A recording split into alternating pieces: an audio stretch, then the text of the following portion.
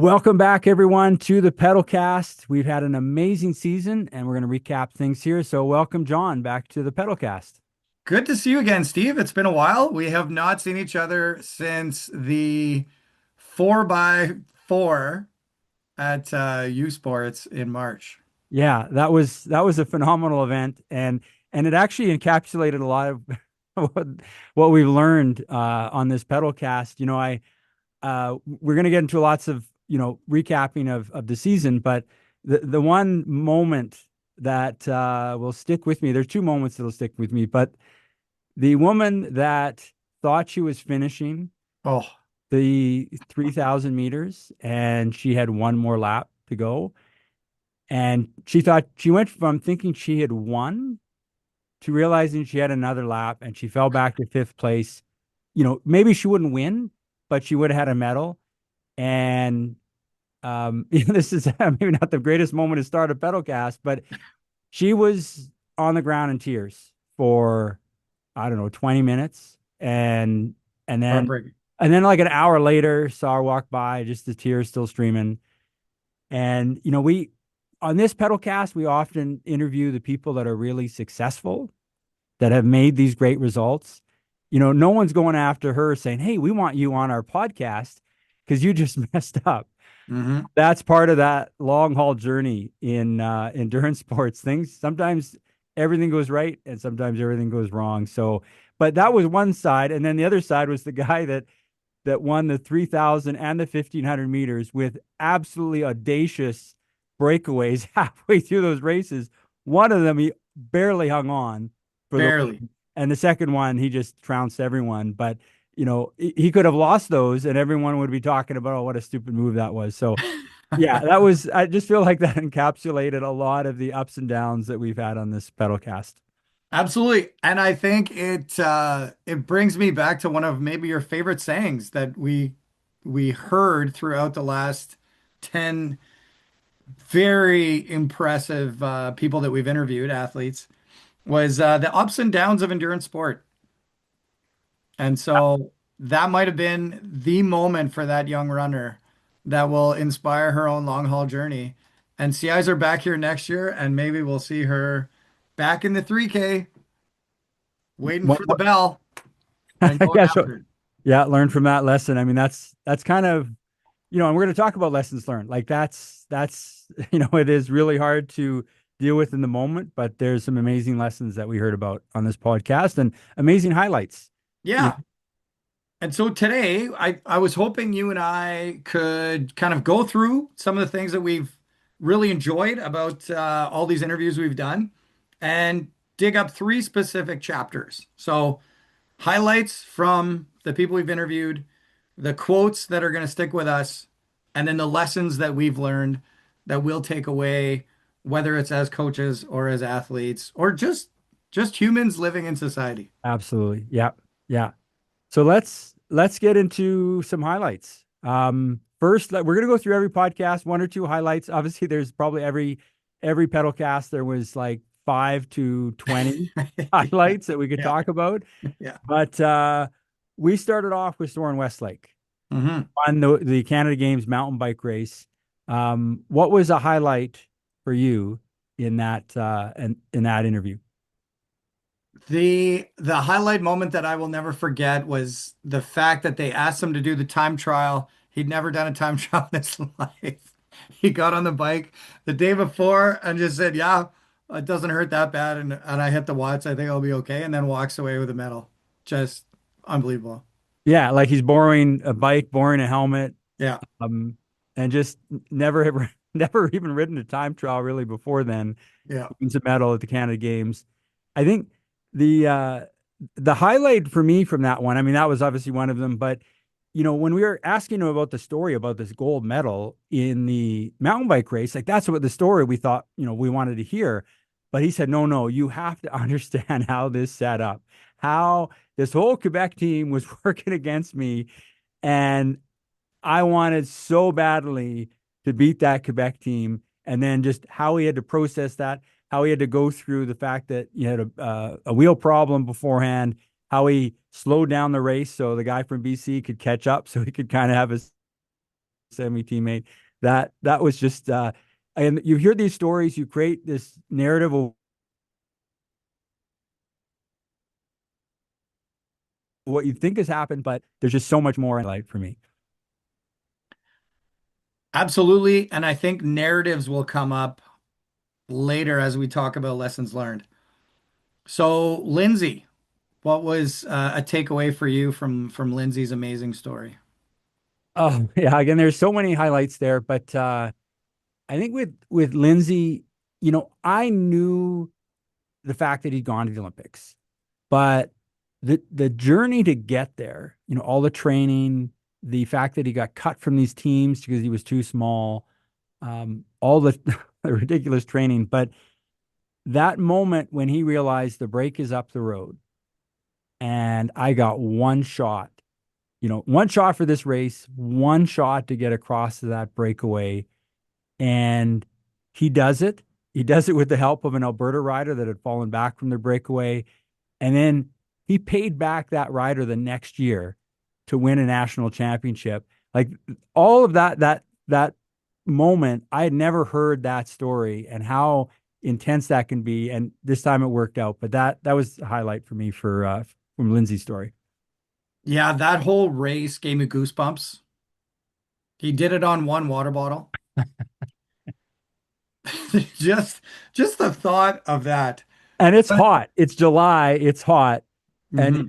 or late June or whatever, and one water bottle. Yeah, But I think what really stuck with me was the culture that was in the cycling community in Winnipeg at that time, that we're going to do something special, that we can compete with Alberta, with Ontario, or BC, Quebec, Ontario.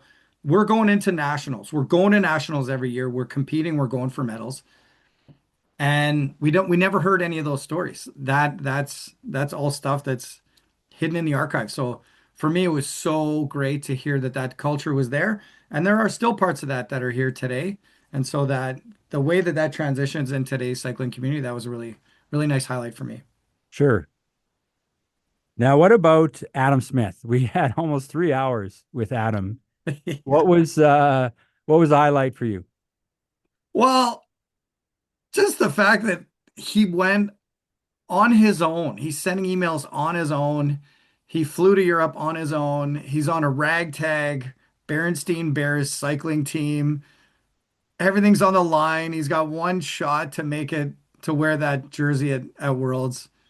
And he did it. He took the initiative. He believed in himself so much. And just imagining me sending my son out to Europe to do a race on his own that just blew my mind. So I was so impressed with that. And I'm gonna be following that young man for a long time because of that. Sure. And there was a lot of high moments for Adam, but when he's telling about, he's joined this team and the first two races he does, he's in crashes, two broken bikes, right? That's probably 20 grand right Yeah. there, or close to that. I mean, and yeah, again, the crazy ups and downs. Like, and his general manager or whatever is like, oh, like who is this kid? He's just crashing all the time and gets pulled from some other, races that he was hoping to do. It again, we talk about all these great successes, but it truly is a long haul journey, and that resonated with me as like you have those low moments, but the good moments will come. You gotta stick with it. Absolutely. Um, and a similar narrative was our next guest, which was Nico Knoll. So takeaway moments from Nico's journey. You know, I think Nico, one thing that was interesting, I re-listened to that podcast. She just highlighted a little bit, there's moments where you're not making progress. And, there's days where you're not making that progress and how you push through and deal with that. So you get to that moment where everything goes right and you win that race in Europe. You know, it's just being able to stick with that, little progress here and there, but stick with things long enough, learn the right things so you can get to those high moments. Yeah, and I think my highlight was a parallel that I drew, I guess, to the Winnipeg scene that Mike Vandenham also talked about in Edmonton. There comes a point in your career where you need to make a decision for yourself. Where am I going to go? What's the next level for me? Her parents were Olympians, so that I think helped. But just that decision at 16 to say, if I'm going to take this seriously and take my career to the next level, I need to go into the Lions Den. I need to race the best on their turf on the hardest courses in the world. And the faith that it was going to work out was pretty awesome to see. Absolutely. And then Paulo. Yeah, you know, I think I mentioned the podcast, but that was for about 10 years. It was like Paulo would be a guy I really want to talk to. If you put your like top three or four people in endurance sports that would be great to talk to, or, I would never get to talk to him is what I perceived. Um, yeah, that was, yeah, again, so many things that we could talk about. But one, obviously, when he took us through when he's with Michael Woods that first time, and like, I felt like I was there. Like he's looking at his, like the power meter that he's got on his motorbike following, and he's like, "There's no way. Like this kid has gone out way too fast. He's never gonna hold it. Um, this is impossible." And just taking us through that and then literally right after that was finished, he's like, no, you've got to quit your job, you got to go become a pro cyclist, like putting all of those decades of experience and knowledge to realizing in that moment this this was a once in a lifetime kind of situation, and he decisively jumped on that. And then obviously it was like this full circle moment from when he was kind of this lazy master student or Yeah, kinesiology student that is like, yeah. there's no way this guy's going to last it on the treadmill, and he does. Well, yeah, and when you and I first were imagining or whiteboarding this idea, his name came up. So as sort of one of the guests that if we could possibly get him, it would just be amazing for the two of us just to be in the room with him. And so the highlight for me was when his face actually came on the screen on Zoom, and I just couldn't believe we were going to have these conversations. But then his journey, there were some stories there that I wasn't aware of, and I think the one that sticks with me is when he makes the decision for me to go to the next level. I have to move to Austin, and I need someone to sponsor me and to have just that courage and that belief in oneself to walk into that real estate mogul's office and say, I'm going to be one of Canada's best triathletes and I'm going to compete at a high level at the Ironman. Or you probably said I'm going to win the Ironman and I need you to believe in me. And then adjacent to that was the response from that person who said, here it is, but you owe me by paying it forward to the next person. And that was just goosebumps. So that journey, that starting point for him was something that really resonated. And that was, yeah, so great. And then I'm going to add one additional highlight because, and people maybe fully didn't digest this in the podcast, but you were friends with Paulo, or are friends with Paulo, and did the Race Across America, which is like the craziest endurance race you could do. And all those bottles of Ensure that Yeah. you thought, logically, Yeah. they have all the nutrients you need. And Yeah. I'm just going to drink Ensure every day. And then clearly like the taste, fatigue, and then the body just can't absorb it. And then it's like, okay, well, all we can use these for is to throw at wild dogs chasing us on the road Yeah. in the middle of the Yeah. night. The Oh, science, the science went out the window. yeah. Yeah. Okay, then Uh, we went down a path with some great historic Manitoba runners. yeah. And Sue Hoos, now Sue, I knew her as Sue Bin. hmm Um, and what was now we're getting to these running stories. What was a highlight there with Sue? One of the highlights and one of the surprises for me was how everything just seemed like the next logical step. But I think the highlight story that will always stick with me is when she was talking to her parents, and her parents are saying, "You're going to do what?" And then she says, "Well, I'm not ready to just be a registered dietitian. This opportunity is too amazing, and I need to go out there and do that." And so there's also a really important lesson learned later on that I'll bring up when we start talking about lessons learned. But just the matter of fact that of course I'm going to do this. Of course I'm going to do this. This is the most important opportunity for me, and I have to do that. And my life, the other parts of my life, they can wait, but I can't go through my journey without having this experience.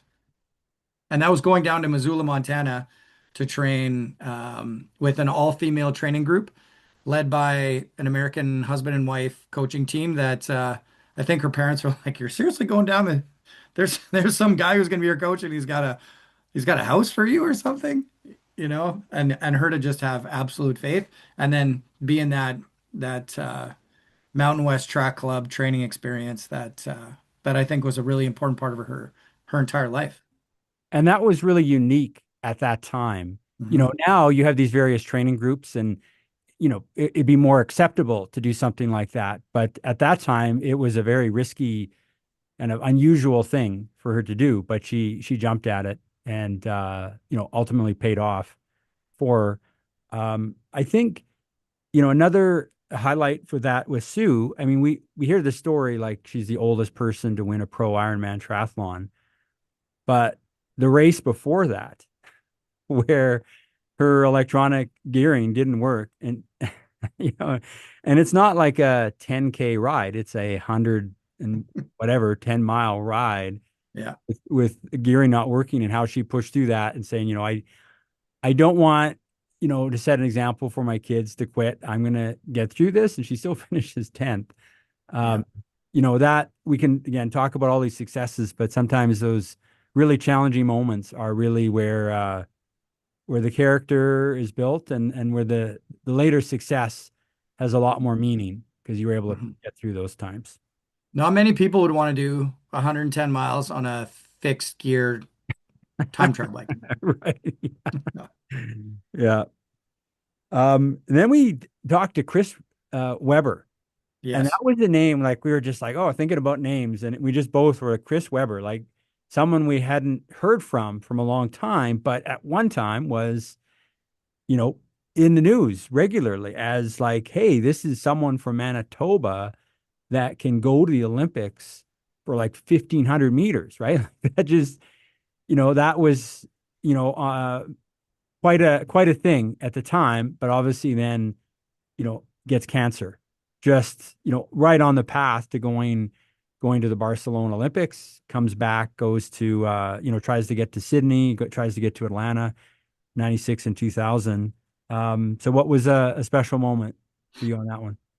Well, I did one of the deeper dives into his racing career, and the longevity of his career blew my mind, going back to the 88 Canada Summer Games, racing the 10K in the heat in Saskatoon and running sub 30, and then trying to qualify for Sydney and running in the low 28s and just missing the A standard.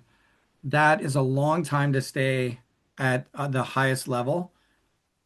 And for that to be a Manitoban and to be running a 10K and to be 6'7" at the same time, just, that aside, the longevity of the high level that he sustained was really impressive.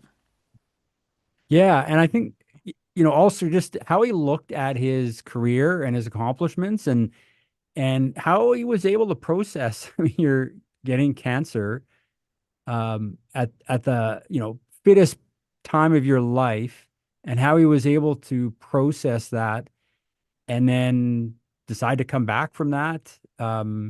He seemed like he was very level-headed and able to just handle those, but also extremely competitive. He that one race that he talked about when he was in like grade 6, like that was kind of encapsulated how how determined he was to be the best he could be. Hmm. Absolutely. And then we went on to a friend of you and I, which is Jeff McMillan. What were your highlights? You know Jeff pretty well. Was there anything in there that really stood out? I didn't know that he had actually gone to Sisler, and I didn't really know the story of Evan Jones. And I didn't know running through the hallways.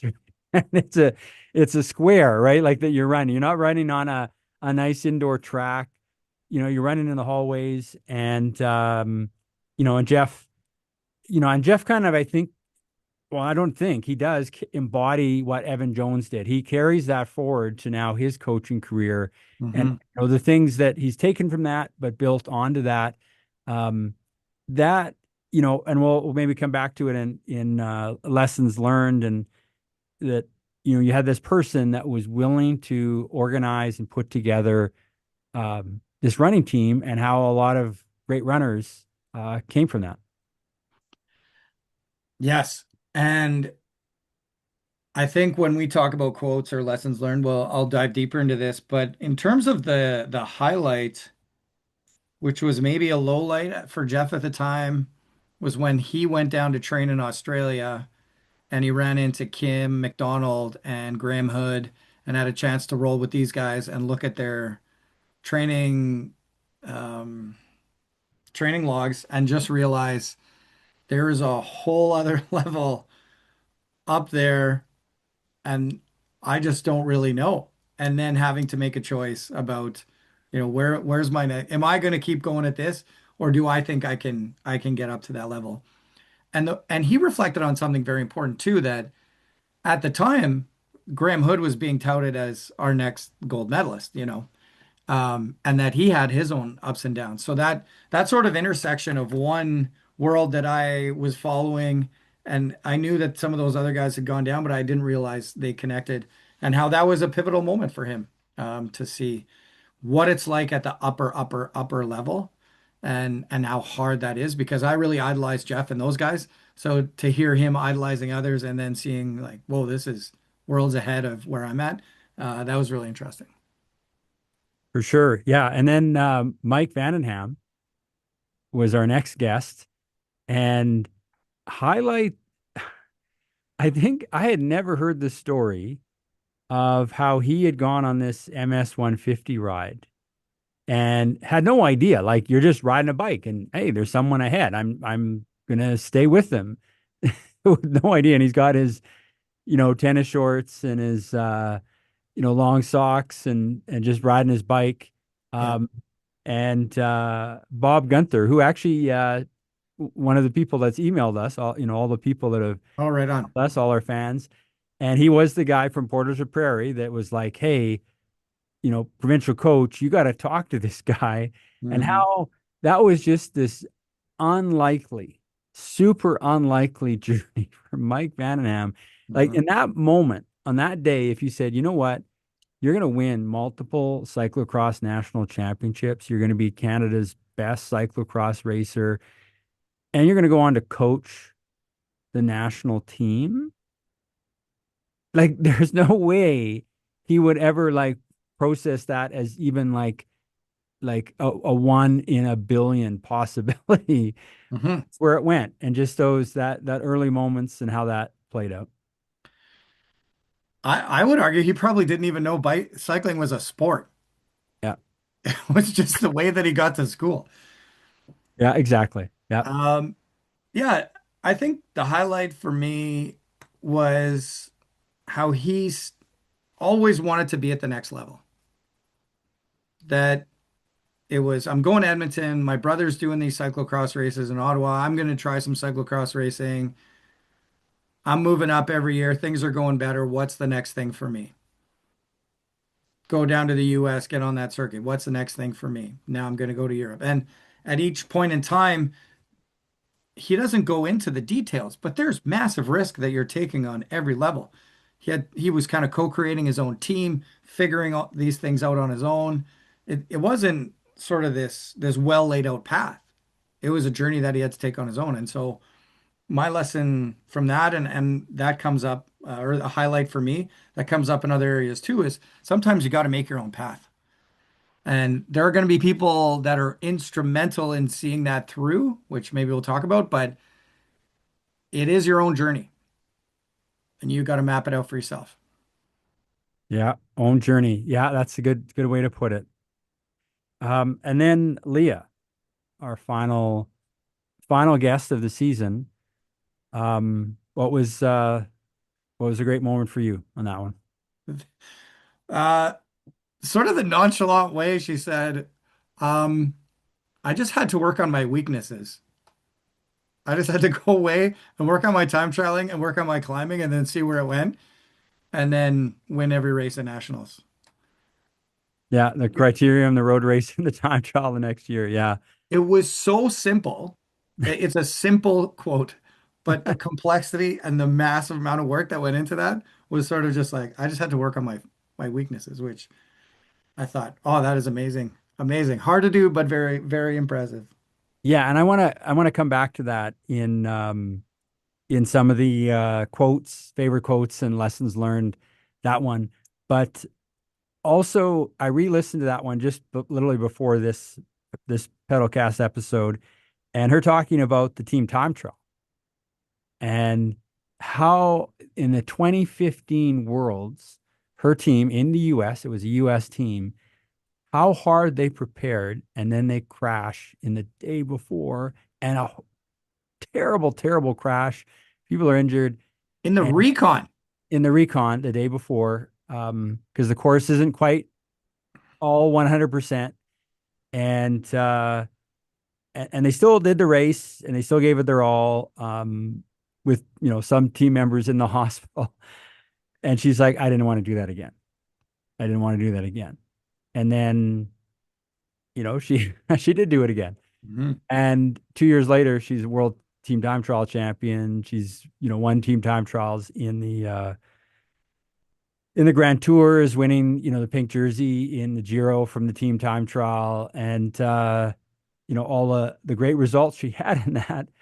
Um, it's, and I don't even necessarily want to like form any sort of judgment or moral from that. Just observing and those insane ups and downs, particularly Oh, racing, when it's one thing like you just had a bad race or something, but oh yeah, the whole team crashed and there's people in the hospital, and just a horrific situation. And then yeah, and then you come back and you ride a perfect team time trial 2 years later, and mhm. you win a world championship. That's Well, yeah, and it sounded like she felt responsible and was traumatized. So no then having question. to come back from all that is just massive. Yeah, Yeah. very good point. So now we're going to transition into favorite quotes. Yeah. And you went back, you listened to a few. I've been listening to them in the car on the way to work with the family, and I got a few as well. What were some of your favorite quotes? Yeah. So, I mean, once again, like when listening to these podcasts, there's like, oh my goodness, what quotes am I going to pick? But I think there's two that are really important to pick out from all of these. One, and I'm going to put them together because I think you have to put them together um, to fully grasp what it all means. So Paulo, his very wise quote, failures are the doors you have to go through to get to success. And that's really powerful quote, but it doesn't fully illustrate like those failures and how awful though that can feel in the time, and how the emotions are there, how it clouds your judgment, all of that. And then Leah talking, right at the start of that first discussion with her about the Olympics and not making the 2012 Olympic team. And she gets an email, you're not on the team. You're the alternate, but you're not on the team as a starter. That day, she races in the Nature Valley Grand Prix, breaks her collarbone. And, other issues with her grandma passing away, like those are really low moments. And she talked about how it took a while for her to even accept that she was injured. She kept racing with a broken collarbone. She was going to go to Ottawa to do a race before she could really accept, and how hard it was for her to process that. But then, she talked about, okay, I've got to take this as information and motivation and then move forward with that. And I think that take, take that very difficult moment and say, I'm going to take that as information and then motivation. Like that is really the doors of failure. It's not simply a door that quickly opens and closes, you just go through it and you're on your way. It's like more of you know, a gauntlet of doors that you've got to get through for each failure. And how she was able to process that, and then like, okay, it took her a while to accept it, but then she did. And she's like, okay, I'm going to be a more complete rider. I am going to be the best teammate I could possibly be.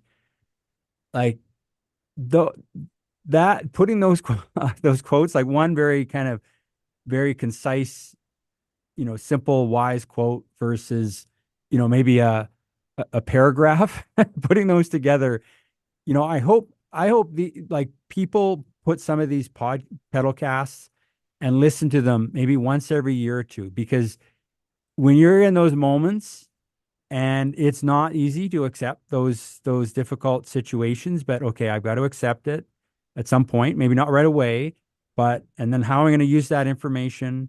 How am I going to use that going forward? And that I almost feel like that is probably the biggest highlight, that so many of these pedal casts are like these timeless stories that people can listen to Yeah.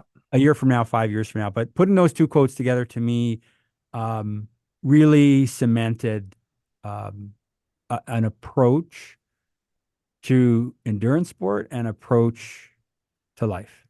Yeah. Love it. I love it. You know that you know what's going to happen.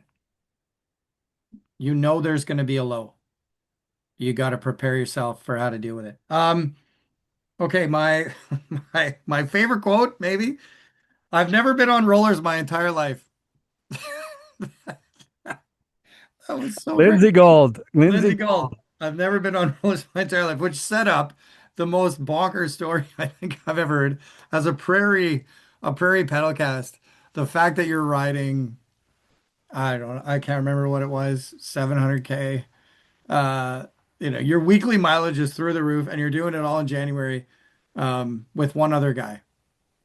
Yeah, 80,000 kilometers over 2 years, and Yeah. living in Winnipeg, not going to training camps. And back then, if you were training indoors, you only had rollers. So that Hmm. means never trained indoors, Never train indoors. never trained indoors. And so it's like someone training in Winnipeg year round, getting to the Olympics, It's riding 100 miles in minus 15, minus 20, minus every day. 25.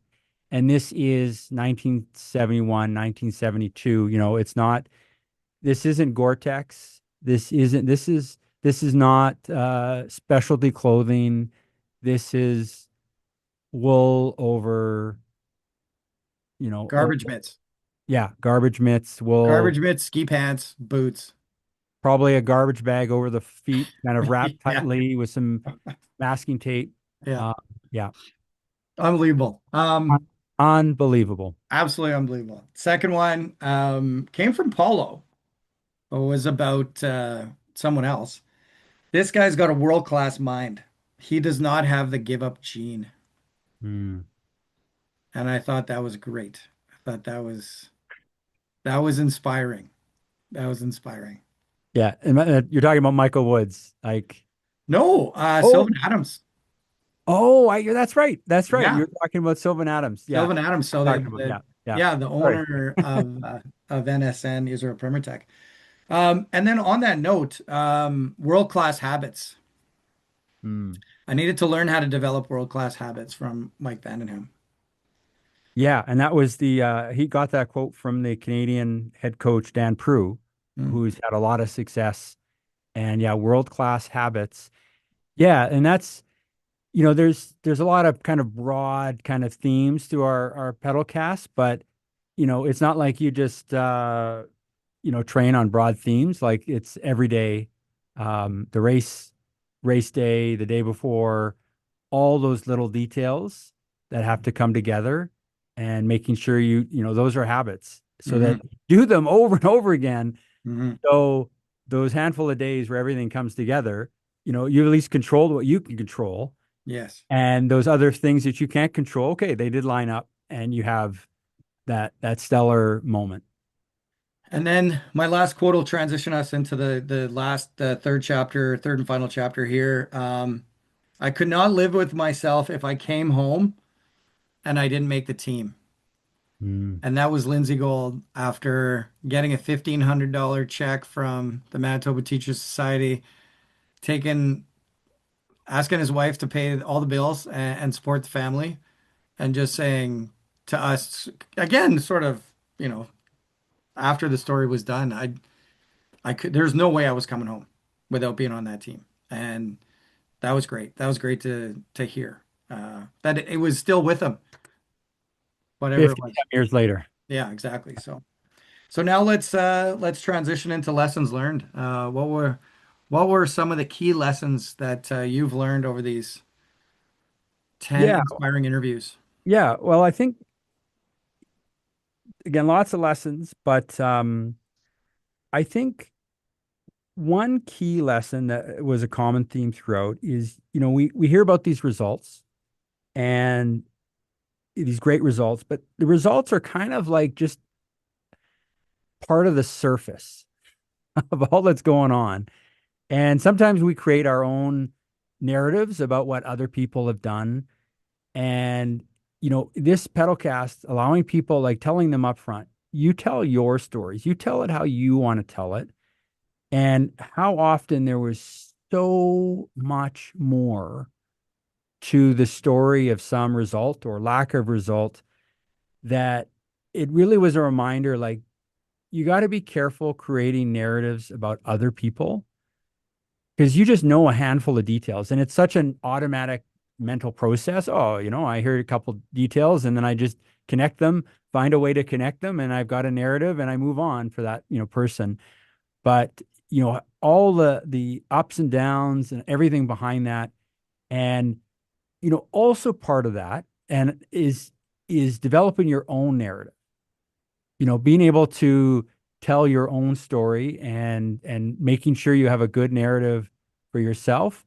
But I think we also heard more about, and I think this is something you want to bring up, but that we can get too caught up in our own narrative. So it's not like this perfect thing. Like it's trying to have that right, healthy narrative for yourself, not getting caught up for, forming narratives about other people. But we heard some interesting examples of getting caught up in your own narrative.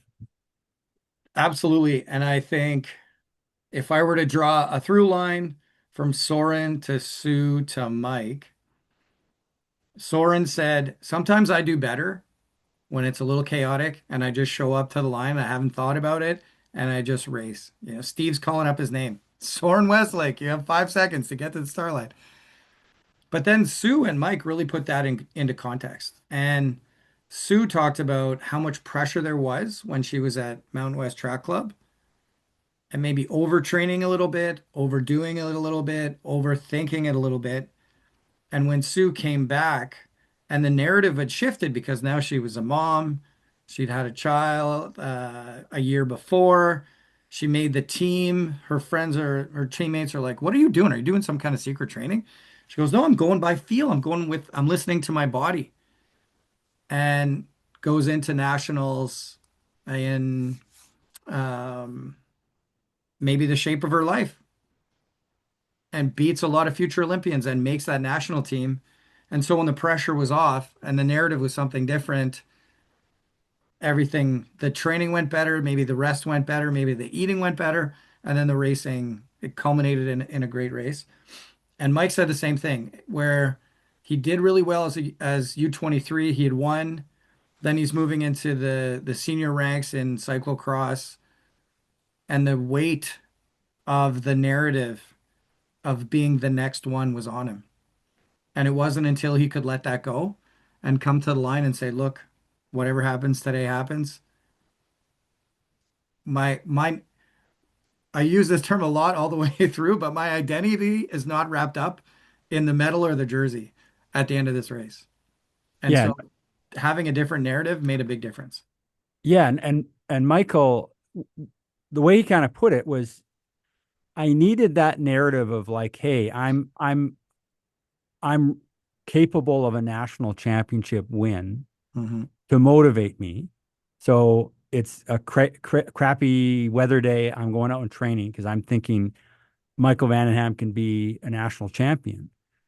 But he said on race day, you have to find a way to let go of that narrative and just Hmm. fall back on your world class habits and let it happen.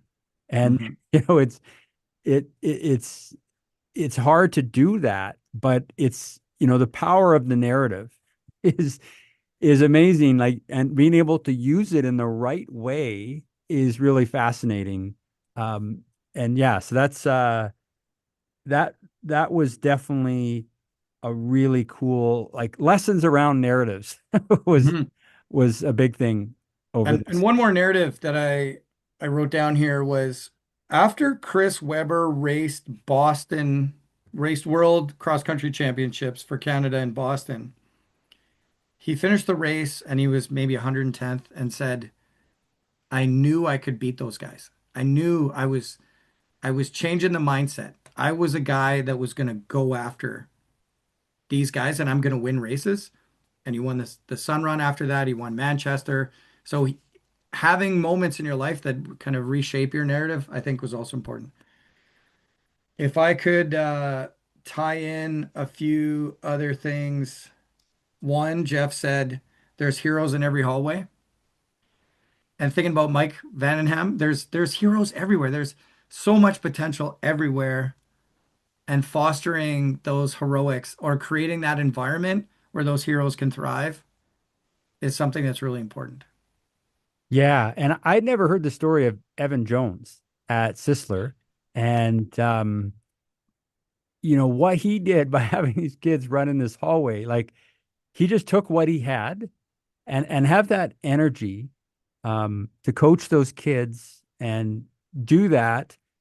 You know, those people, a shout out to those people that are doing that, whether it's Evan Jones or Bob Gunther and the guys at the Portage Junkyard Dogs that are Yeah. maintaining the Birch mountain bike trails, like Blair Geisel and Dale Kramer and all those guys that are just going out there slaving away, not necessarily getting much recognition at all, but and you can go through each of our stories where those people were those communities, building those little communities out there that and another one was Peak Pursuits in Canmore that Nico Yeah. Knoll brought up, where it's Yeah. like, hey, there's 20, 30 women that are out training, and you create this community. Like, not everyone's going to be an Olympian, not everyone's going to be a world champion, but you create these communities where you foster, this pursuit of trying to be really good,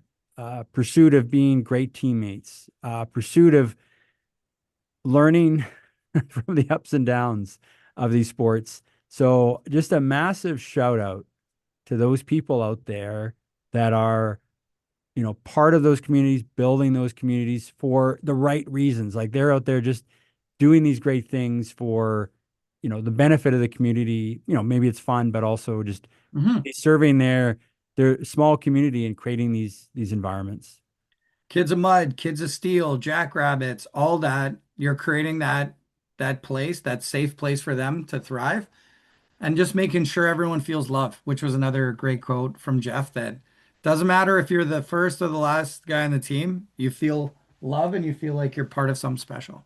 Yeah, that's maybe a great thing to just finish off on, because Jeff has gone from, he's athlete, parent, coach, and how he's learned that lesson that you make everyone in that room feel loved, where either first or 30th, you're recognizing them, you're shaking their hand after every practice for doing that. That's another powerful lesson and message from what we've done. And I just have one last one, and that is there are conventional paths to adulthood and to let's call it success. And many times you're asked to stay on that conventional path. But almost everyone here took a risk on themselves and believed in themselves. And when there was the safe, well-worn path, and then there was the path less taken, the risky path where they were what they were betting on was themselves. They were betting on that I'm going to do this, I can do this. And that went from Soren to Lindsay to Adam to Nico to Paulo, all the way through to Leah. There was that juncture, and they always bet on themselves and they believe in themselves. So if you've been in that environment and you felt that love and you've been fostered to that point, and then you have to make that hard call, the lesson learned here was believe in yourself and go after it. Yeah. Yeah. So well said. And maybe I'd add to that that when you see someone betting on themselves, pursuing that, support that and be part of that, because that is not an easy path to take. No, But, giving that support and helping someone, take that chance it can be really amazing. And absolutely. that's yeah, that's definitely great things we've learned from this Awesome. this season on the Pedalcast. I loved every minute of it, Steve. One of my lessons learned is I love having these discussions and learning all these things. And it was a great pleasure to do it alongside you. You are an amazing interviewer, and I learned a lot from you. And the energy that you bring to the room was really, really great. So I want to thank you for joining me on this journey. I really enjoyed it. And thank you for really the energy to make this actually happen from just a little dream that we ran into each other and this idea kind of popped up. And maybe finishing off thanking our guests.